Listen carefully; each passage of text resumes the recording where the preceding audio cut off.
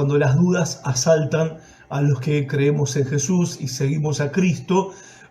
Cuando hablamos de las dudas, a ver, dentro de el ambiente de la iglesia, el ambiente cristiano, por decirlo de alguna manera, la palabra duda es una palabra casi maldita.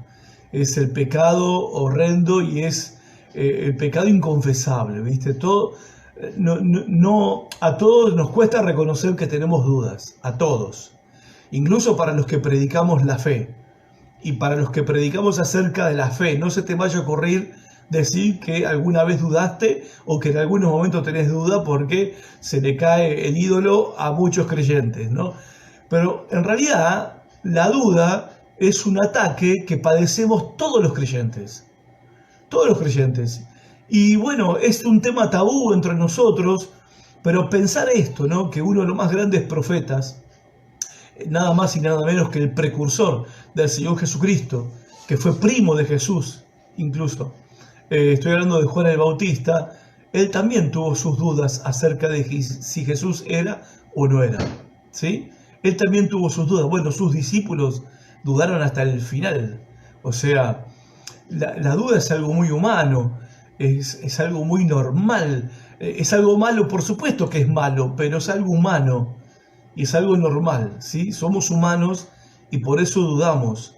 No es una cuestión sencilla, 1 más 1, 2, tener una relación personal con un Dios que no se ve. Y eso lo tenemos que aceptar nosotros los creyentes, es una realidad. Tanto que nosotros hablamos cuando hablamos de la fe cristiana. Y acá quiero hacer una pequeña crítica. Crítica a nosotros mismos, ¿no? Porque si no nos criticamos nosotros a nosotros mismos, no van a criticar los que no son creyentes. Y está bien que ellos lo hagan, pero también está mejor que nosotros también nos critiquemos a nosotros mismos.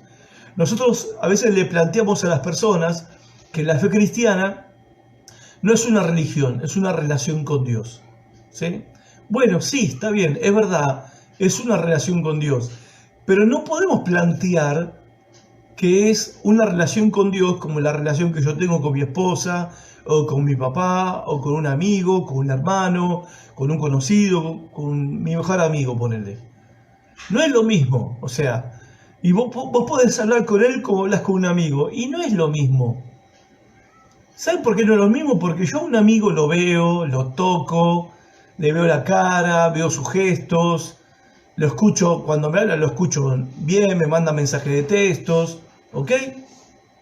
Bueno, la relación con Dios es una relación, pero no es como la de un amigo, ni tampoco es una relación como la de un papá, aunque Él es nuestro padre, es verdad, pero no es una relación como el papá que tenemos o que no tuvimos, porque nosotros le decimos a las personas, la religión cristiana no es una religión, es una relación con Dios. Dios es tu padre y vos tratás con Él como si fuera tu papá. Bueno, hay muchos que no tuvieron su papá. Partamos de ahí. Hay otros que tuvieron papás que fueron de terror. ¿Ok? Y otros tuvimos padres, buenos padres, padres presentes. En mi doctrina, para mí no hay ni buenos ni malos padres. A los padres se los honra porque son padres, por el solo hecho de que Dios los ha usado para darnos la vida y traernos al mundo. Y merecen nuestro respeto, merecen que los honremos y merecen que no los juzguemos, si fueron buenos o malos. No somos quien para juzgar a nuestros padres. Nosotros somos padres, algunos de nosotros somos padres, tampoco hemos sido ni somos buenos padres. O sea, no somos buenos padres en el sentido de lo que deberíamos ser, eso quiero decir. El padre perfecto no somos, no fuimos. El padre modelo no somos, no fuimos.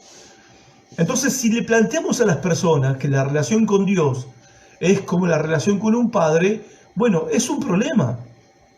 Porque si bien Dios es un padre muy particular. Es un padre que no ves. Es un padre que no podés sentir un abrazo. Por más que algunos dicen sentir el abrazo del Señor, bueno, sí, es una experiencia muy subjetiva, muy personal, muy de cada uno, ¿ok? Yo nunca sentí que Dios me abrazara. He sentido cosas, he experimentado cosas, sí, está bien, que son muy íntimas y muy personales, pero nunca sentí el abrazo de Dios. Algunos, cuando hablan de esa manera, dan a entender algo que en la práctica no es real. Entonces, las personas empiezan a creer en Dios y empiezan a seguir a Cristo y vienen con esa idea equivocada de que Dios es como un amigo invisible, un padre invisible, es como tu mejor hermano invisible. Bueno, es un problema, digamos, tener una relación con alguien que es invisible, ¿sí? Es una cuestión que demanda fe y por sobre todas las cosas demanda confianza. Por eso cuando hablamos de la duda, que es lo que ataca nuestra fe, por eso estamos hablando de la fe bajo ataque, cuando hablamos de las dudas, justamente las dudas aparecen porque tenemos esta clase de relación, si se quiere, misteriosa con Dios. O no es algo misterioso estar encerrado en una habitación hablando con alguien que no ves, llorando delante de alguien que no ves o cantándole a alguien que no ves. A ver, gente, convengamos, ¿sí? Que hay que tener fe para hacer eso. Nosotros se lo hacemos a la gente como que es, a las personas que no son creyentes, sí, es como hablar con un amigo. No, no es como hablar con un amigo.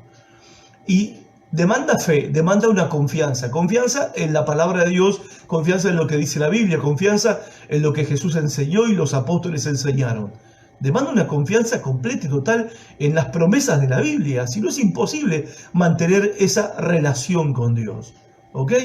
Y en los momentos de duda que todos tenemos, y los tenemos mayormente en los momentos cuando nos tocan pasar momentos duros, momentos difíciles, son los momentos predilectos donde te ataca la duda, te asalta la duda. Pero también en otros momentos, pensamientos que cuestionan algunas cosas vienen a nuestras mentes, ¿sí? Ok. Yo no sé si usted está bien, entiendo que no lo quieran reconocer, si alguno no lo quiere reconocer, para mí lo más sano es reconocerlo. Y para mí es liberador reconocerlo, ¿sí? Yo no tengo problema en reconocerlo porque soy humano igual que ustedes, ¿ok? La cuestión es, la pregunta y la cuestión es esta, ¿no? ¿Merece Dios nuestra confianza? ¿Merece Dios nuestra confianza cualquiera sea la situación en la que nosotros nos encontramos en este momento? ¿O nos vayamos a encontrar mañana? Alguien escribió, un autor cristiano, escribió estas palabras. Y yo les pido que presten atención porque expresa un poco la idea que muchos tienen de cómo Dios actúa, de cómo Dios obra. Este autor cristiano escribió estas palabras. La forma en que Dios dispone a veces las cosas parece destinada exclusivamente a frustrarnos. La goma del auto se pincha camino al hospital. El inodoro se tapa una hora antes que llegue la visita. El amigo que nos falla cuando más necesitamos su apoyo. La afonía que se desarrolla repentinamente el día en que tenemos una entrevista de trabajo. El autor plantea acá que parece que Dios hace las cosas justo en el momento más inoportuno y que parece que Dios hiciera las cosas, dispone todas las cosas para frustrarnos en nuestra fe. Ahora, el problema con estas palabras de este autor es la frase que él usa al principio. Estas cosas nos pasan a todos y son pavadas, la verdad, ¿no? Que se te pinche la goma del auto, se te tapa el inodoro cuando vas a recibir visitas o alguien que se va a quedar a dormir en tu casa, o el amigo que te falla cuando más lo necesitas, o de repente te quedas afónico el día que tenés que ir a una entrevista de trabajo y tenés la voz de un perro.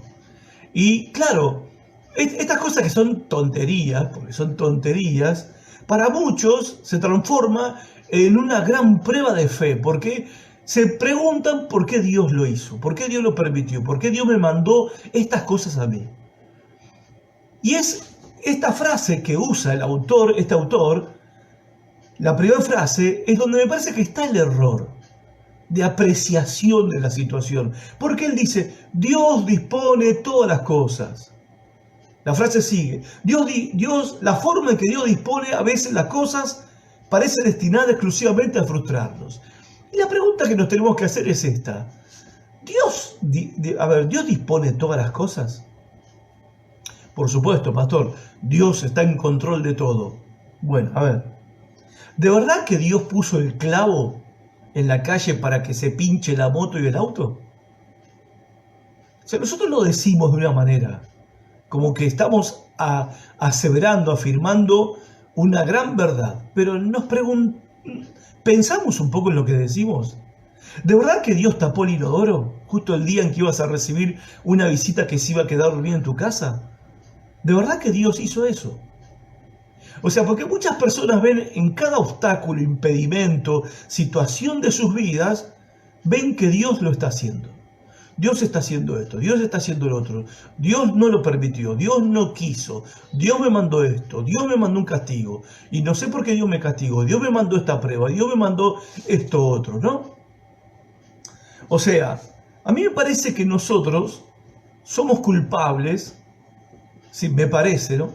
No digo que sea, pero me parece que somos culpables de hacer responsable a Dios de todas las cosas, mayormente de los males que nos acontecen, de las enfermedades que tenemos que enfrentar, de los problemas, tragedias, accidentes, vicisitudes, tribulaciones.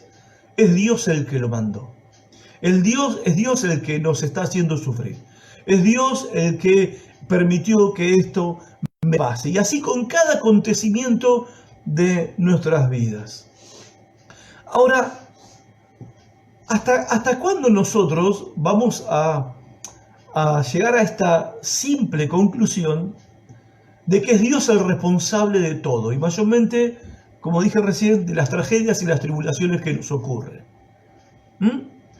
¿Es justo que hagamos a Dios responsable de todo? ¿Es lógico que hagamos a Dios responsable de todas las cosas que nos ocurren y que nos pasan? ¿Es verdad que Dios es el que pone los obstáculos en el camino todo el tiempo? ¿No hay otra opción? ¿No hay otras posibilidades para considerar las cosas que nos pasan en la vida? Les voy a dar 2 ejemplos para que vean que hay otras posibilidades. O sea, yo no niego que Dios intervenga en nuestras vidas. Yo no niego que Dios en algún momento ponga algún tipo de obstáculo o impedimento en nuestro camino, incluso que nos pruebe, ¿no? La Biblia enseña que Dios nos prueba, ¿ok?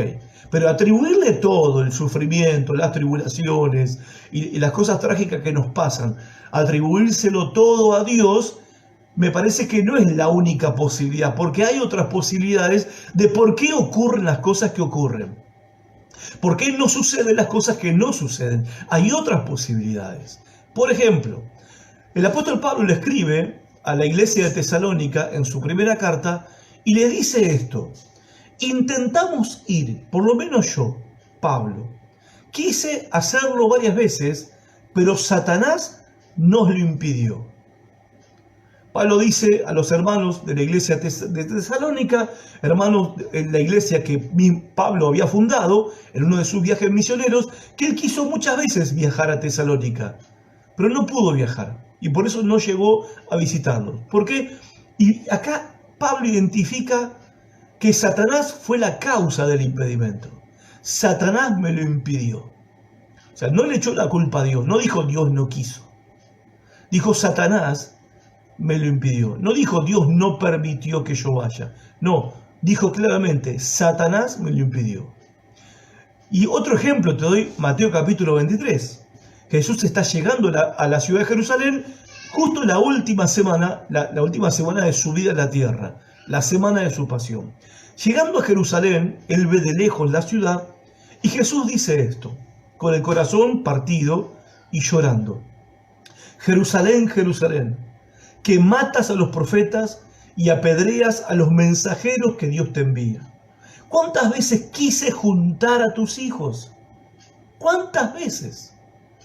Muchas, evidentemente. Quise juntar a tus hijos, como la gallina junto a sus pollitos bajo las alas, pero no quisiste. El Señor está viniendo, el Mesías judío, está viniendo como cumplimiento de la promesa de los profetas del Antiguo Testamento para salvar al pueblo de Israel, y ellos no quisieron ser salvados. Ellos rechazaron a su Mesías. No es la primera vez que Dios intentaba salvar a su pueblo. reunir a su pueblo, salvarlos, protegerlos, bendecirlos. Lo había intentado muchas veces. Jesús, que es Dios hecho hombre, está diciendo: ¿cuántas veces quise juntar a tus hijos, Jerusalén? Como la gallina junta a sus pollitos, pero no quisiste. Y acá tenemos otra posibilidad. O sea, no dice Dios no quiso, no dice Dios no lo permitió, está diciendo ustedes no quisieron. Yo quise, dice Dios, porque Jesús es Dios. Dios dice: yo quise juntarlos a ustedes, protegerlos, bendecirlos y salvarlos, pero ustedes no quisieron. Y entonces, obviamente, pasó lo que pasó. Toda la tragedia que ocurrió, terminaron matando a su Salvador, matando a su Mesías. No quisieron ser salvados, cuando Dios sí quería. Entonces, hay otras posibilidades de que por qué suceden las cosas, de por qué ocurren las cosas. No siempre tenemos que culpar a Dios de las cosas malas que nos ocurren a nosotros y que ocurren en el mundo. Voy a explicar un poquito más acerca de esto más adelante, si me acompañas. Bueno, el libro de Job es uno de los libros que afronta el tema de la duda, de la duda en Dios, de dudar de Dios. Es un libro magnífico. Yo todo el 2019 estuve sumergido en el libro de Job y en el libro de Lamentaciones. Fue maravilloso pasar por esa experiencia, porque fue un año muy duro para mí y como familia. Fue un año muy durísimo, así que viví con Job y con Jeremías todo el 2019, pero todo, de enero hasta diciembre, tal cual. Al final del relato del libro de Job, como sabrán, si lo leyeron o escucharon alguna predicación, Job cuestiona a Dios de por qué le pasó todo lo que le pasó y le está pasando. Lo cuestiona. Los amigos de Job defienden a Dios y culpan a Job. Le dicen: Job, esto te pasa por tu culpa. Algún pecado escondido tenés que tener y por eso Dios te castiga como te está castigando. Y Job, que sabía que no tenía ningún pecado escondido, aunque reconocía que no era perfecto, él se defendía de los amigos y se defendía de Dios. Y se defendía ante Dios y lo cuestionaba a Dios. Bueno, al final, en los últimos capítulos, Dios aparece en escena y lo confronta a Job. Lo confronta a Job y le dice: bueno, abrochate el cinturón. En otras palabras, obviamente, estoy hablando en criollo, pero le dice eso: cíñete los lomos como un hombre. Le está diciendo: ponete los pantalones y ajustate el cinturón, y ahora y uno diría, ahora Dios le va a responder todas las preguntas a Job. No. Ahora Dios le dice a Job: ahora yo te voy a preguntar a vos. A ver si sos tan hombre y tan justo como para responderme lo que yo te pregunto. Y empieza Dios con su argumentación y con sus preguntas y sus cuestionamientos a Job, y a sus amigos.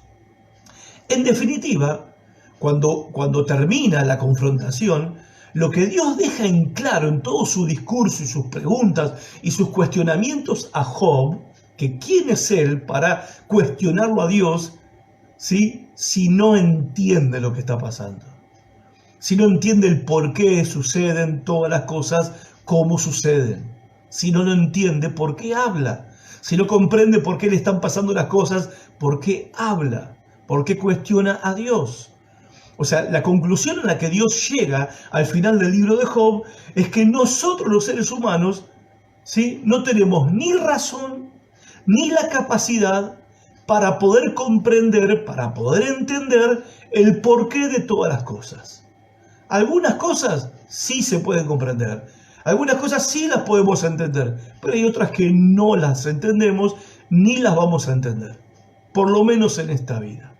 Y eso es lo que queda bien en claro al final del libro de Job. Y parece que nosotros los creyentes no lo leímos, porque nosotros seguimos intentando querer entender todas las cosas, de por qué suceden las cosas que suceden. Bueno, el libro de Job te dice: no tenemos razones para cuestionar a Dios. ¿Por qué? Porque no tenemos la capacidad para comprender el por qué las cosas suceden como suceden. Ahora, ante esta situación, porque a ver, si nosotros hacemos como hizo Job, que cuestionó a Dios, porque está diciendo: fue Dios el que me mandó toda esta plaga, fue Dios el que permitió que pierda a mis hijos, Fue Dios el que permitió mis males, mis pérdidas económicas. Fue Dios, fue Dios, fue Dios. O sea, Dios dispuso todas las cosas que sucedan así. Fue Dios. Ahora, esa forma de pensar, hay un pasito así para empezar a cuestionar si Dios te ama o si Dios es justo. Si yo sigo pensando de esa manera, de que en cada cosa mala que me ocurre en la vida, cada tribulación, cada prueba, cada dolor, cada tragedia, cada pérdida, es Dios, como dice él, me puso como blanco y me tiró todas las flechas, dijo Job. Me odia, Job llegó a decir eso, me odia, contra mí cruje los dientes, me está despedazando totalmente con su mano. Si nosotros asumimos la misma postura de Job, vamos a llegar al mismo cuestionamiento de Job. Dios no me ama, Dios no es justo. Y eso es lo que le sucede a muchos creyentes cuando están pasando por pruebas, están pasando por situaciones dolorosas, empiezan a dudar si Dios los ama. Y si es que verdad Dios es justo, porque si Dios me ama, la suposición es esta, si Dios me ama y Dios es justo, no debería estar pasándome lo que me está pasando. Dios me ama, me debería proteger. Dios es justo, debería darme recompensa en vez de castigo. Ahora bien, hay un pequeño paso para llegar a ese momento de frustración y muchos fracasan en su fe por esto, por esta forma de pensar. Ahora, ¿qué opción nos ofrece a nosotros la fe cristiana? Bueno, la fe cristiana nos ofrece a nosotros una opción que desde mi punto de vista es maravillosa. Seguir confiando en Dios, aunque no comprenda por qué suceden todas las cosas como suceden. Ni por qué ni cómo suceden. Seguir confiando en Él. Eso es lo que nos ofrece la fe cristiana. Por eso la pregunta del principio, ¿merece Dios nuestra confianza? Hay dos casos tipo Job que les quiero compartir. Dos casos no en cuanto al sufrimiento, sino en cuanto a su postura. La postura de Job. Dios dispone todas las cosas. En el año 1982 hubo una pelea de boxeo. A los amantes del boxeo, como yo, capaz que se acuerdan de algunos. Había un boxeador, ya está retirado obviamente, que se llamaba ítalo-americano, Ray Boom Boom Mancini. Boom Boom porque tenía una piña terrible el tipo. Peleó en una de sus peleas con un coreano. Allá por el round número 14, le estaba dando una paliza Mancini al coreano colosal. Allá por el round 14, bueno, los coreanos, particularmente los orientales, tienen una capacidad para resistir. Los boxeadores orientales tienen mucha resistencia. El coreano estaba resistiendo una paliza fenomenal. Pero allá en el round número 14, Mancini le metió una trompada que lo dejó nocaut y aunque el coreano se quiso medio levantar, el referee ya paró la pelea, inconsciente, terminó en una camilla directo al hospital. A los 2 días el coreano murió. En la conferencia de prensa, porque cuando muere fue todo un sacudimiento en el mundo del boxeo, del deporte, hicieron una conferencia de prensa a Ray Boom Boom Mancini, porque él lo mató. En una pelea oficial, pero él lo mató, de una piña. Y dijo este hombre, este boxeador dijo, a veces me pregunto por qué Dios hace las cosas que hace. O sea, ¿a quién hizo responsable de la muerte del coreano? A Dios. Cierta mujer, en una oportunidad, habló con un consejero bíblico y le reprochó al consejero bíblico de que por qué Dios le había arruinado la vida permitiendo que ella quedara embarazada. La mujer tenía una relación de años con un amante, pero estaba enojada porque Dios permitió que ella se embarazara y le arruinó la vida. Dios le arruinó la vida. Ahora, exactamente, ¿en qué momento se supone que actuó Dios cuando Mancini, el boxeador, le pegó ese terrible derechazo al pobre boxeador coreano? ¿En qué momento Dios intervino? ¿O en qué momento Dios estuvo actuando cuando esta mujer con su amante se fueron al asiento atrás del auto. ¿Sí? A hacer lo que hicieron y lo que hacían siempre. O sea, ¿dónde estuvo Dios ahí? Bueno, algunos dicen, bueno, lo que pasa es que Dios me mandó esta prueba. ¿No? Lo espiritualizan de esa manera. De todas formas, ¿quién es el responsable? Dios. ¿Le siguen echando la culpa? ¿Le seguimos echando la culpa a quién? A Dios. Dios es el responsable. No, gente, Dios no te mandó esa prueba. Porque Dios, primero, no puede ser tentado. Tampoco Dios tienta a nadie, dice la Biblia. Dios a nadie tienta a hacer lo malo. Entonces, Dios no tuvo nada que ver con el boxeador que mató al otro boxeador coreano. Dios no tuvo nada que ver con que la mujer quedó embarazada cuando tuvo sexo con su amante. Dios no tuvo nada que ver. Está bien. Lo que sí tuvo que ver fue esa cosa maravillosa que Dios nos dio a todos nosotros, que es la libertad de decidir. Nosotros tenemos, por la gracia de Dios, libertad. Libertad para tomar decisiones. Y no podemos hacer responsable a Dios de nuestras decisiones. ¿Se entiende el punto?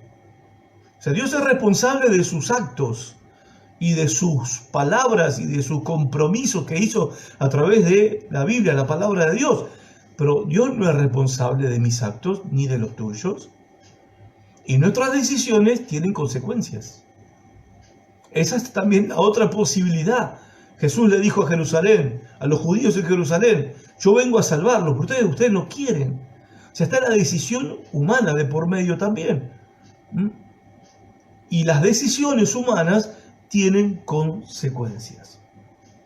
Está bien, algunos acuden a este pensamiento, o sea, dicen, bueno, lo que pasa es que le pasó esa desgracia porque Dios lo está castigando por algún pecado. Algún pecado habrá cometido, es lo que dicen algunos, para explicar las cosas, ¿no? Para explicar las cosas, para tratar de comprender por qué suceden las cosas como suceden. Entonces algunos dicen, por algo está enfermo, por algo perdió el trabajo, por algo se le rompió el matrimonio, por algo su hijo es drogadicto, por algo. O sea, estamos asumiendo de que hay un pecado oculto y Dios lo está castigando por ese pecado.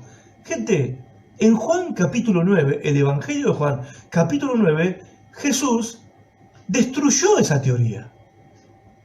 Cuando se encontraron Jesús y los discípulos con un ciego de nacimiento que estaba mendigando, los discípulos le preguntaron a Jesús, basados en esta teoría, ¿quién pecó, Señor?, le preguntaron, ¿este o sus padres, para que haya nacido ciego? Porque si es ciego, es un castigo de Dios. Y si es un castigo de Dios, es por algún pecado que hayan cometido. ¿Quién lo cometió? ¿Sus padres? ¿Y él está llevando una maldición de los padres? ¿O él cometió el pecado? ¿Cuándo cometió el pecado el ciego para que era ciego? ¿Qué están diciendo los discípulos? Que pudo haber pecado en el vientre de su madre. Eso para los que les gusta, ¿no? La teoría de las maldiciones, por ejemplo, ¿no? El pecado en el vientre. El otro día miraba en YouTube un video de un rabino judío que decía, el contrato que tu alma firmó antes que vos nacieras. Ah, estamos sonados entonces. Si mi alma firmó un contrato antes que yo naciera, estamos fritos. Bueno, una tontería. Tontería marca cañón, de verdad. Ahora bien, yo me apoyo acá porque tengo todos los libracos, pero no queda muy lindo que digamos. Parece que estoy en la barra de un bar. Esta teoría de que por algo le está pasando lo que le está pasando, Jesús la destruyó. Cuando le hicieron la pregunta, Jesús le dijo a los discípulos, no, este hombre nació ciego, no porque sus padres pecaron, no, eran pecadores los padres, pero no fue por el pecado de los padres, ni tampoco fue por el pecado de este hombre, que también era un pecador, pero no cometió ningún pecado en el vientre de su madre. ¿Cómo va a pecar en la panza de la mamá? ¿Y qué pecado podía haber cometido siendo chiquito? O sea, para nacer ciego tenía que haber pecado antes de nacer. No, qué tontería. Este hombre nació ciego para que la gloria de Dios, las obras de Dios, se manifiesten en él. Y Jesús fue y lo sanó. ¿Ok? Jesús está dejando en claro una cosa, bien en clara. ¿Sí? No es un castigo por los pecados, por nuestro pecado cuando estamos sufriendo. Cuando nos pasa algo terrible, o estamos atravesando dolor, o estamos enfermos, o sufrimos alguna pérdida, o nos quebramos económicamente, o perdemos el trabajo, nos quedamos en la calle, o nos divorciamos, se rompió el matrimonio. No es un castigo por un pecado. Esto tiene que ser claro. Ahora bien, el hecho de que algunas cosas me parece están quedando claras, esto no significa que hay que insistir en usar la Biblia como el diccionario de el porqué de todas las cosas. Porque algunos tienen esa idea loca de que el cristianismo explica todo. No, gente. Ni el cristianismo ni la Biblia explican todo. Explican lo más importante, sin dudas. Pero no explica todo. No tenemos todas las respuestas. Los creyentes, los evangélicos, no tenemos todas las respuestas. Esto es fuerte para muchos, porque parece que los evangélicos sabemos de todo. Así como en Argentina hay un director técnico por cada habitante y todos sabemos de fútbol, todos sabemos de política, todos sabemos de arte, todos sabemos de música, todos sabemos de... Ahora que está de moda MasterChef, todos sabemos de cocina. Bueno, la fe cristiana no responde todas las preguntas, sí las más importantes, que tienen que ver con la salvación de tu alma, principalmente, y con el origen de tu existencia y tu destino eterno y tu identidad. ¿Quién sos vos? Que me parece que son las cosas más importantes que para un ser humano, para cualquier persona, ¿ok? Que existe en este planeta. Pero no es un manual que te explica todo, por qué te pasan las cosas que te pasan. Y el que intenta encontrar explicaciones a todo, no las va a encontrar. Y el final de ese camino, ¿saben cuál es? La frustración de la fe. Porque cuando llegues al final y no encuentres una explicación que te satisfaga, tu fe se va a hundir. Como se hundió la fe de Pedro cuando iba caminando sobre las aguas. Por supuesto, creemos en la providencia de Dios. ¿No? Creemos en la providencia de Dios. Pero eso no significa que la entendamos. No significa que la comprendamos siempre. ¿Se entiende? Y para entrar en la parte final, quiero advertir de un peligro fatal para la fe. ¿Cuál es un peligro fatal? Hay varios, pero este es un peligro fatal para la fe. Exagerar las promesas de Dios. En esto también somos culpables, y mucha de la culpa la tenemos los predicadores, que le hacemos decir a Dios lo que Dios no dijo, y le hacemos prometer a Dios lo que Dios no prometió. A veces no digo que lo hagamos con maldad. A veces lo hacemos porque erramos en la interpretación de la Biblia, en la interpretación de las palabras de Jesús o de los profetas o de los apóstoles.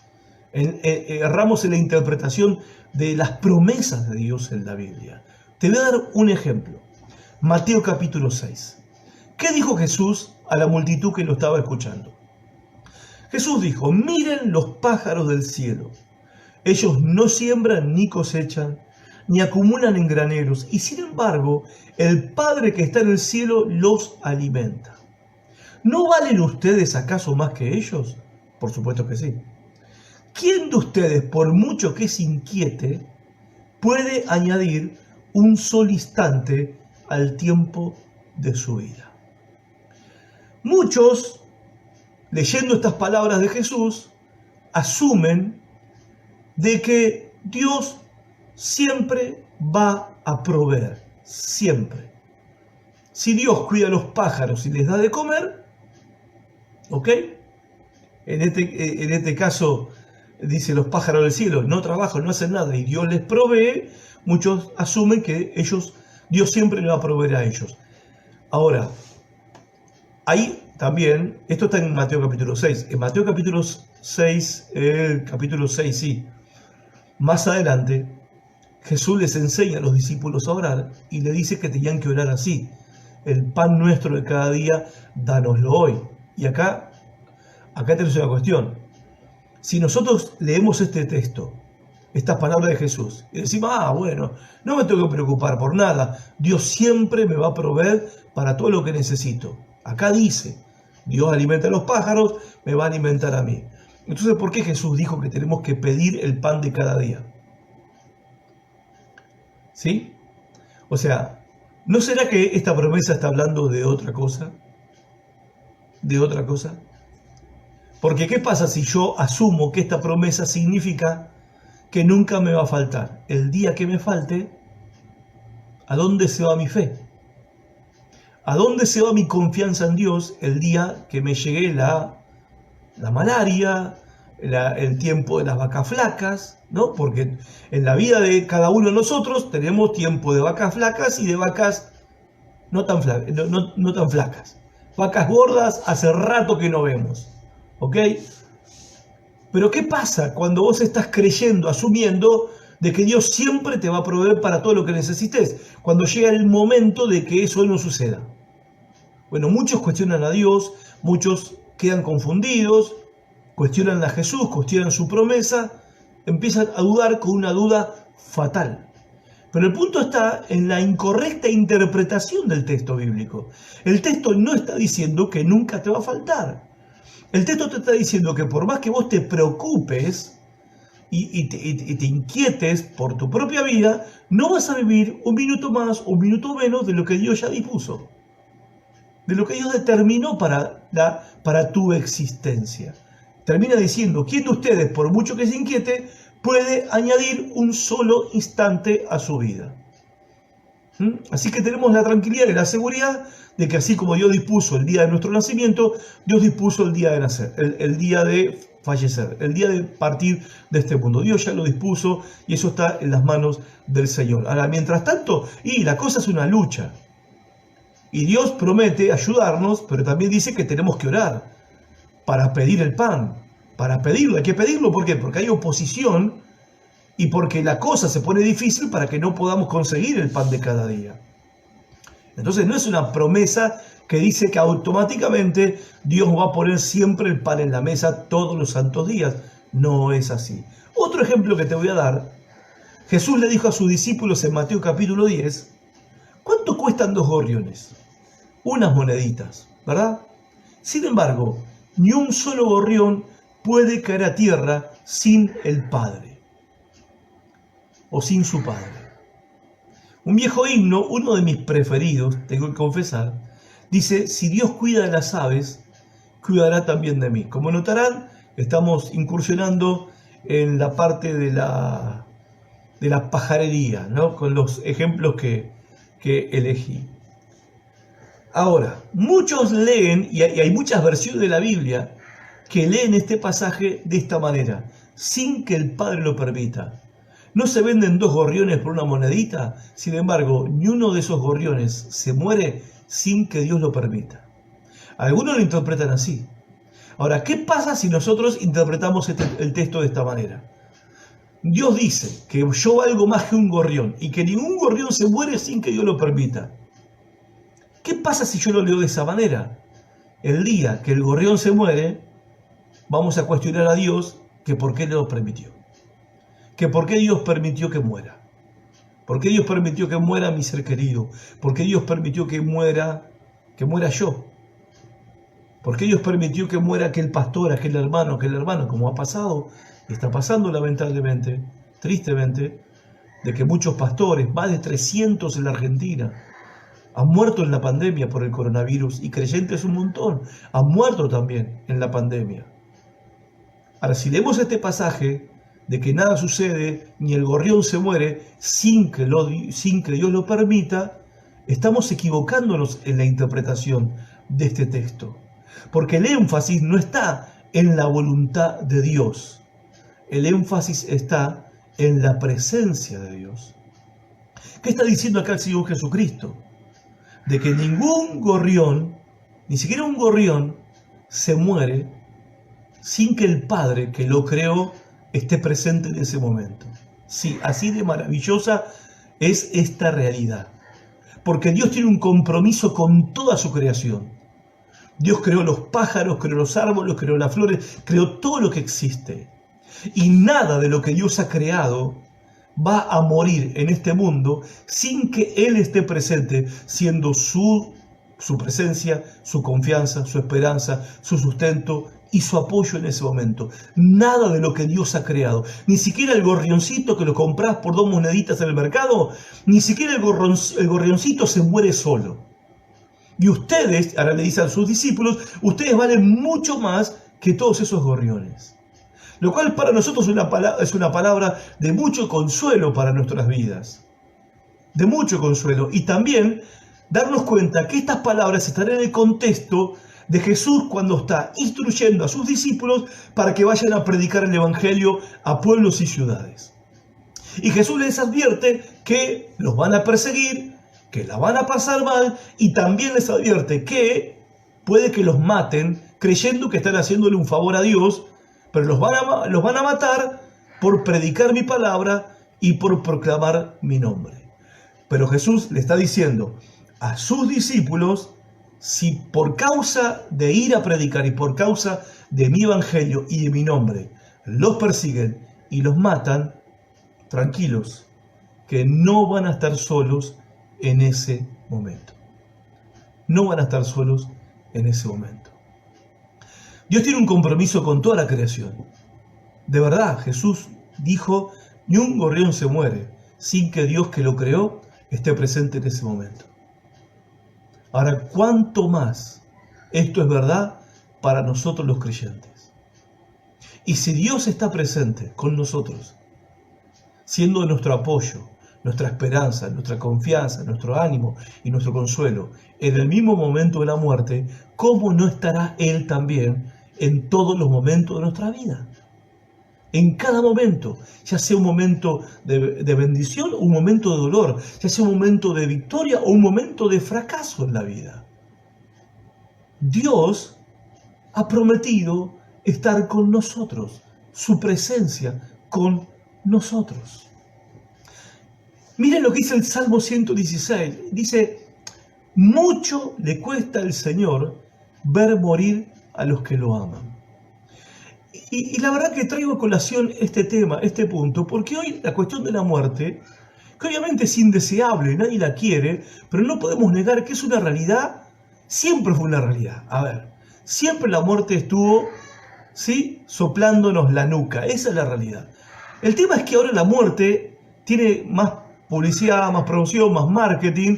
La muerte tiene, digamos, tiene hoy una presencia imponente.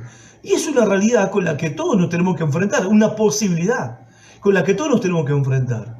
Ahora, no tenemos ante esa posibilidad que vivir con temor y angustia, como si Dios o la presencia de Dios no fuera suficiente para nosotros para enfrentar ese momento. Y estas palabras de consuelo de Jesús para sus discípulos, de ánimo y de fortaleza, que ellos fueron a enfrentarse por predicar el Evangelio, por cumplir con la gran comisión, por ir a evangelizar a los perdidos, se tuvieron que enfrentar al sufrimiento, a la oposición, incluso a la misma muerte, porque los asesinaron a muchos de ellos por predicar el Evangelio. Jesús le está diciendo, si Dios tu Padre está presente cuando un gorrión se muere, y los gorriones mueren, y los creyentes morimos, también tu Padre va a estar presente en ese momento a tu lado. Como dijo el salmista, mucho le cuesta al Señor ver morir a los que le aman. En conclusión y terminando, el lunes pasado les dije que la fe es una cuestión de confianza. ¿Ok? Es una cuestión de confianza en una persona con la que tenemos una relación muy peculiar. ¿Por qué? Porque Dios es invisible. Y ya dije al principio del video, para los que se enganchan recién, hace un rato, les aconsejo ver el principio del video. Cuando yo termine de hablar, el video va a quedar colgado acá en mi muro de Facebook. ¿Sí? Dijimos que la relación con Dios es una relación muy peculiar. No es una relación como con un amigo, no es verdad, no se lo digamos más eso a la gente, porque no es verdad. No es una relación que tenemos como con un papá, porque a un papá lo podemos ver, lo podemos tocar. Dios es nuestro Padre, pero no es como el papá que tuvimos. Es una relación que tenemos con Dios muy peculiar, muy particular, porque Dios es invisible. Y es una relación que se sostiene necesariamente en la confianza. en la confianza en sus promesas, en la confianza en su palabra, en la confianza en lo que Él hizo por nosotros al enviar a su Hijo a morir por nosotros en una cruz, por nuestros pecados, y resucitar para darnos vida eterna. Entonces, la fe es confianza en Dios, con quien tenemos una relación muy particular. Aprendimos también el lunes pasado que, al contrario de lo que se piensa, cuando esta relación se tensa, y se tensa la relación con Dios, ¿por qué? Y cuando pasamos pruebas, pasamos tribulaciones, pasamos momentos de dolor, la relación se tensa porque empezamos a cuestionar o a pensar, che, ¿y dónde está Dios? Y yo le pedí, yo le recé, le dije que me libre del mal, que no me deje caer en tentación, que me proteja de esto y del otro, y ahora me está pasando todo esto y no entiendo por qué me está pasando, por qué Dios lo permite, por qué... Y ese es el momento de la relación con Dios se tensa.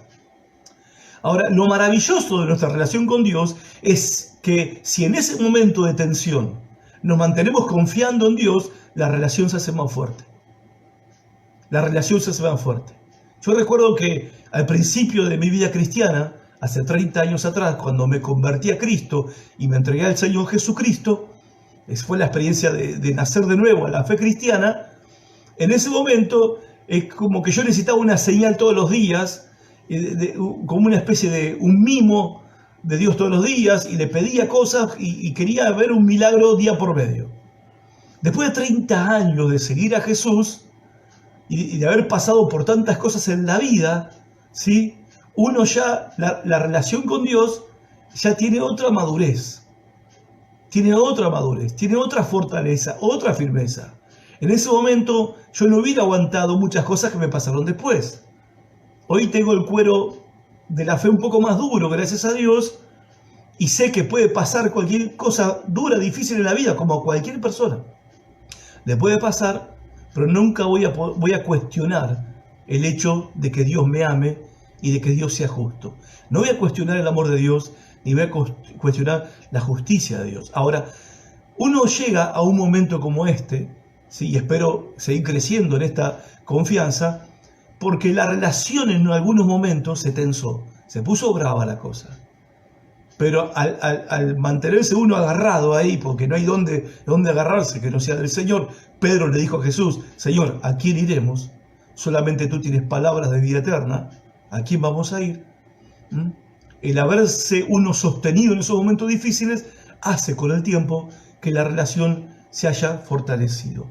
Y también aprendimos el lunes pasado que la fe no es un sí condicional. Sí, Dios me bendice. Sí, Dios me ayuda. Sí, Dios me prospera. Sí, Dios me sana. Sí, Dios me da lo que le pido. Sí, Dios cumple con todo lo que anhelo y deseo. Entonces yo voy a creer en Él, voy a ir a la iglesia, voy a leer la Biblia, voy a orar, voy a dar alguna ofrenda, alguna limosna. La fe no es esa fe, ese sí, como Jacob en Génesis 28. Si Dios me bendice, Él va a ser mi Dios. Si no, bueno, no sé. No, la fe bíblica, la fe que enseña la Biblia, es la fe de Habacuc, la fe de Habacuc capítulo 3. Aunque, la fe del aunque dijo Habacuc, aunque la higuera no florezca, aunque no haya fruto en la vid, o sea, aunque haya una malaria, una miseria o una crisis, o se esté cayendo el mundo, aunque pase todo esto, yo voy a confiar en Dios. Y voy a buscar mi alegría en Dios. Y Dios hará que yo pueda caminar por encima de estas circunstancias. Pero voy a confiar en Dios. Aunque, como dice el refrán gaucho, aunque vengan degollando. Voy a confiar en el Señor. Aunque la fe bíblica no es una fe del sí. Dios hace esto, entonces yo. No, es aunque ocurra esto, voy a confiar en Dios. Y hoy aprendimos que la fe es seguir confiando en Dios, aunque no comprenda por qué suceden las cosas, y el por qué suceden las cosas, cómo suceden. Que no podemos comprender todo, que no vamos a comprender todo, no lo vamos a comprender. Tenemos que confiar en Dios. Lo aprendemos eso del discurso que Dios le dio a Job en los últimos capítulos de ese hermoso libro de Job. No tenemos razones para cuestionar a Dios porque no comprendemos el porqué de todas las cosas. También aprendimos que es un peligro exagerar las promesas de Dios. O sea, podemos en alguna manera reclamarle a Dios lo que Dios prometió. Señor, acuérdate que tú dijiste en tu palabra, y le recordamos a Dios. No me gusta la palabra reclamarle, no me gusta. Le recordamos a Dios sus promesas. Pero si nosotros exageramos las promesas de Dios, estamos haciendo decir a la Biblia lo que la Biblia no dice, haciéndole prometer a Dios lo que Dios no prometió. Y esa es una receta, la receta ideal para el fracaso en la fe. Porque cuando vos estás con expectativas que no son realistas, que no son bíblicas, de cosas que Dios no prometió en la Biblia, no prometió por medio de Jesús ni de los apóstoles, entonces te estás preparando para el fracaso, porque cuando no se cumpla esa expectativa, tu fe va a naufragar. Y tercero, que me parece que es importante y muy valioso para nosotros los que somos creyentes en el Señor Jesucristo, que tenemos este tesoro que es la continua presencia de Dios con nosotros. En Hebreos capítulo 13 dice el autor de Hebreos, el mismo Dios ha dicho, no te dejaré y no te abandonaré. En Mateo capítulo 28, el Señor Jesús dijo a sus discípulos, yo estaré siempre con ustedes hasta el fin del mundo. La verdad, gente, que es una tragedia la vida que viven aquellos que aún no le han confiado su alma a Jesucristo. Porque si no le has confiado, no le confiaste tu alma a Jesucristo, entonces estás viviendo en este mundo sin Dios y sin esperanza. O sea, sin Jesús no tenés Dios ni esperanza. Ahora la pregunta es, ¿por qué vivir así?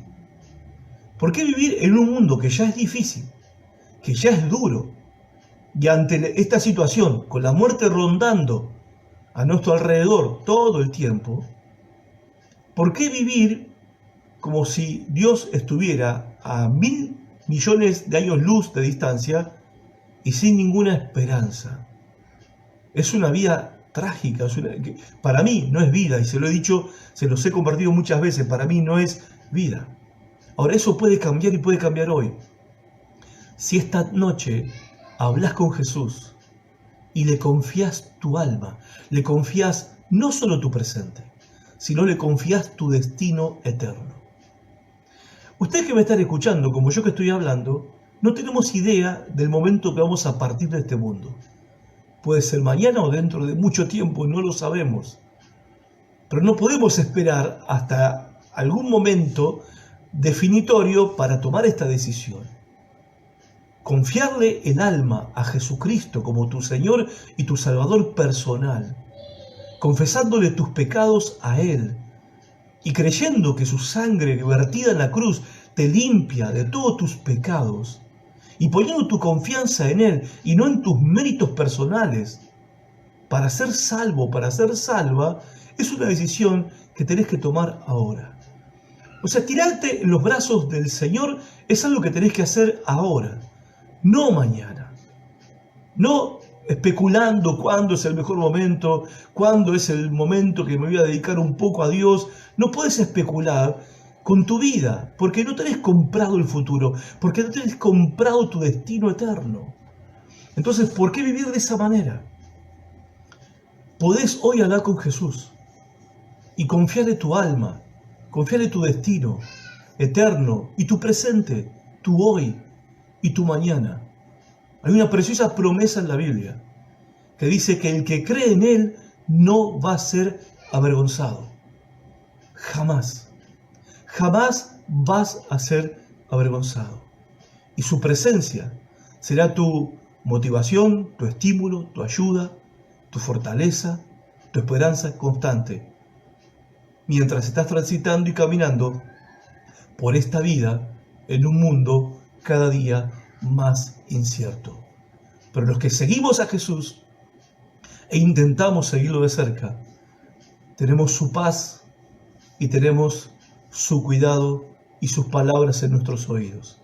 yo estaré con ustedes todos los días hasta el fin. Dios te bendiga. Gracias por estar de ese lado. Compartí este video con tus contactos. Quizás algunos de ellos estén necesitando estas palabras.